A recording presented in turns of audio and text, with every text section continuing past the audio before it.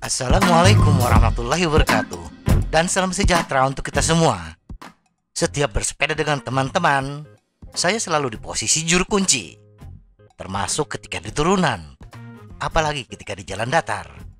Saya tidak bisa melaju dengan kencang di turunan karena saya takut meluncur dengan kecepatan tinggi.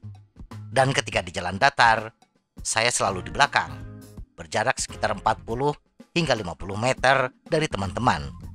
Walaupun sudah memporsir tenaga, tetap saja menjadi juru kunci. Saya hanya bisa berada di paling depan kalau bersepeda sendirian. Mengapa saya tidak bisa melaju lebih cepat dengan sepeda saya? Sebuah pertanyaan yang sering saya renungkan. Mengapa beberapa orang dapat bersepeda jauh lebih cepat dari saya? Bahkan ketika mereka relatif baru dalam bersepeda. Seiring waktu, apalagi setelah mengelola channel ini, saya menemukan jawabannya. Semua itu karena genetika, sikap, dan lingkungan.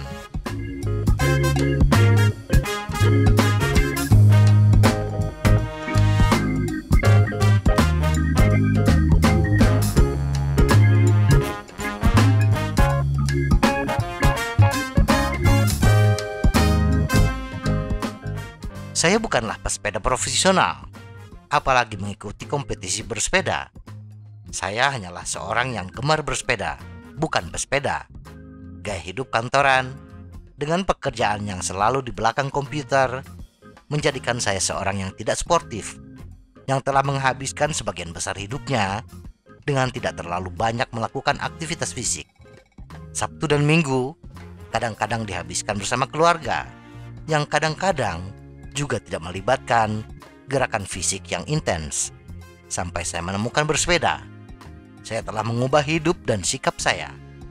Dahulu semasa kecil, bersepeda hanyalah alat transportasi ke pasar, yang jaraknya tidak terlalu jauh, hanya 2 hingga 3 km saja. Setelah tinggal di Bandung, bersepeda bukan lagi untuk ke pasar, tetapi menjadi sarana rekreasi.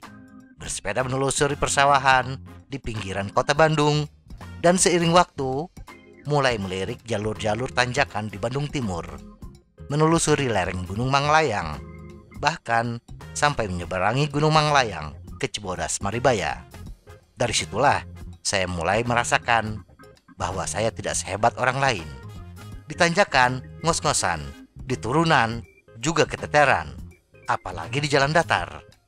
Tapi itu tidak menghentikan rasa ingin tahu tentang mengapa beberapa dari kita bisa lebih cepat di atas sepeda, tampaknya bahkan tanpa berusaha. Genetika. Dari berbagai siksaan tersebut, saya mulai menelusuri seluk-beluk kekuatan dan kelemahan tubuh. Misalnya, saya merasakan betapa panasnya dengkul ketika menerabas tanjakan di Dagu Pakar. Saya menemukan kenapa dengkul kita terasa panas, padahal aslinya yang panas adalah paha. Karena otot paha kekurangan oksigen. Kembali kepada kinerja yang di bawah rata-rata orang, dari berbagai artikel, alasan yang paling jelas kenapa kita tidak secepat orang lain, kenapa kita tidak setangguh orang lain ketika ditanjakan, adalah berkaitan dengan susunan genetika individu, khususnya gen yang mengatur daya tahan kardiovaskular dan jenis serat otot. Para ahli sepakat bahwa genetika juga memiliki pengaruh besar terhadap kekuatan, ukuran otot, dan komposisi serat otot, cepat atau lambat, ambang anaerobik, kapasitas dan fleksibilitas paru-paru. Salah satu batasan utama ketahanan kita adalah kapasitas jantung atau kemampuan jantung untuk memberikan oksigen yang cukup melalui aliran darah ke otot rangka yang bekerja. Struktur tubuh manusia di seluruh dunia berbeda satu dengan yang lain. Faktor-faktor seperti genetik, ras, jenis kelamin, aktivitas fisik, nutrisi, merupakan beberapa hal yang dapat mempengaruhi. Demikian juga dengan organ tubuh yang terlibat dalam sistem kardiovaskular kita. Volume paru-paru, jaringan otot jantung, bentuk saluran darah, bahkan komposisi darah sendiri juga tidak ada yang sama. Keterbatasan lain untuk ketahanan bersepeda adalah kemampuan jaringan otot untuk secara efektif menggunakan oksigen dan membuat ATP, adenosine trifosfat, bahan bakar yang memungkinkan kontraksi dan gerakan otot.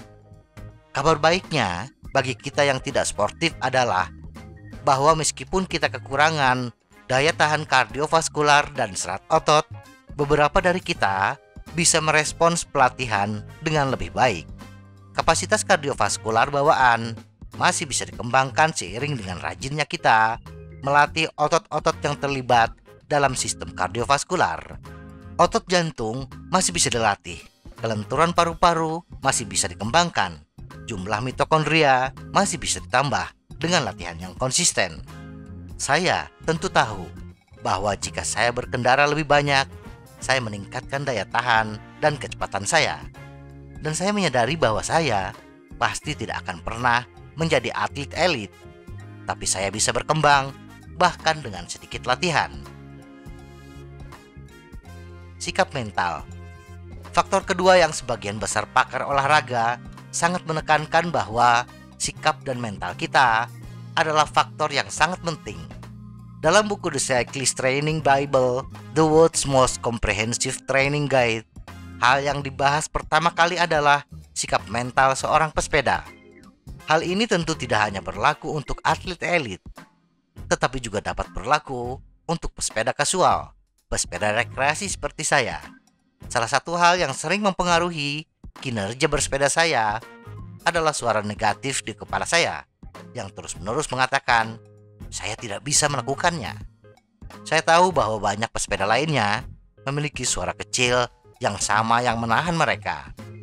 Anggapan bahwa bersepeda itu melelahkan, bersepeda itu membuat detak jantung melambung tinggi, kadang-kadang membawa saya untuk bersepeda lebih pelan dibandingkan orang lain. Lingkungan. Faktor utama terakhir adalah lingkungan. Dan dalam kasus saya, dengan lingkungan yang berbukit adalah tantangan tersendiri. Bagi saya yang semasa kecilnya tumbuh di daerah rendah, lingkungan sangat berpengaruh bagi pesepeda, bahkan bagi orang-orang bertipe sporty. Mereka hanya diberikan potensi untuk unggul dalam olahraga yang mereka butuhkan, untuk berada di lingkungan yang tepat untuk berkembang. Kondisi geografis tempat tinggal kita juga dapat mempengaruhi struktur dari tubuh. Kondisi geografis bumi yang berbeda-beda di setiap wilayahnya akan memberikan rangsangan yang berbeda, khususnya tempat tinggal kita semasa kecil, masa di mana tubuh sedang berkembang.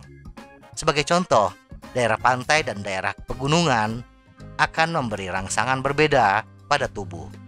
Sebagai respons, tubuh akan melakukan adaptasi yang mempengaruhi keadaan fisiologis kita.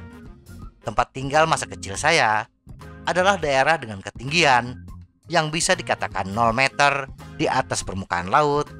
Bahkan di musim kemarau, air sungai berubah dari air tawar menjadi air payau, campuran antara air tawar dan air laut atau air asin. Karena masuknya air laut ke sungai-sungai yang ada di tempat tinggal saya, ketinggian suatu wilayah mempengaruhi ketersediaan oksigen. Semakin tinggi suatu wilayah, semakin tipis oksigen yang ada di udara. Efeknya bagi yang tinggal di daerah pantai, wilayah yang kaya oksigen, tumbuh kembang organ kardiovaskular tidak ditantang sehebat mereka yang tinggal di pegunungan. Dan saya adalah orang yang bermigrasi dari daerah dengan ketinggian 0 meter di atas permukaan laut ke 600 meter di atas permukaan laut. Ini sedikit lebihnya mempengaruhi kemampuan pernapasan saya. Tetapi hal yang paling indah tentang bersepeda adalah bahwa meskipun saya tidak memiliki bakat sporty, saya masih bisa mengendarai sepeda. Dan saya juga dapat meningkat melalui pelatihan.